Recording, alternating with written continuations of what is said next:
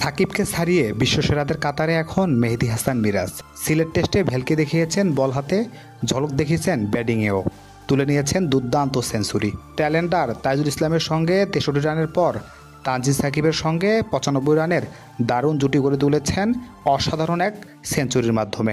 Test ক্যারিয়ারে এটি তার দ্বিতীয় সেঞ্চুরি। প্রথম সেঞ্চুরিটাও পেয়েছিলেন চট্টগ্রামের মাঠেই। দ্বিতীয় সেঞ্চুরির দিনে মাইলফলকের খাতাতে উঠে এসেছে মিরাজের নাম। সাকিব আল হাসানের পর মাত্র দ্বিতীয় বাংলাদেশি হিসেবে মিরাজ টেস্ট ক্রিকেটে 2000 রান এবং 200 উইকেটের চক্র পূরণ করেছেন।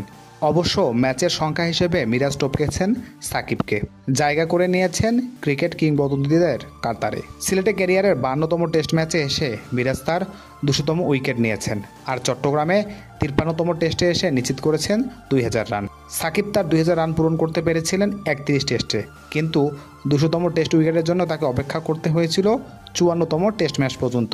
নিজের 53তম টেস্টে এসে 2000 রান ও 200 উইকেটের ডাবল পূরণ করেছে বাংলাদেশের তরুণ অলরাউন্ডার মেহেদী হাসান মিরাজ। পুরো বিশ্বের মধ্যে যা পঞ্চম। তার চেয়ে কম সময়ে এ ডাবল পূরণ করেছে ইংল্যান্ডের ইয়ান বোথাম, ইমরান খান, কপিল দেব এবং রবিচন্দ্রন অশ্বিন।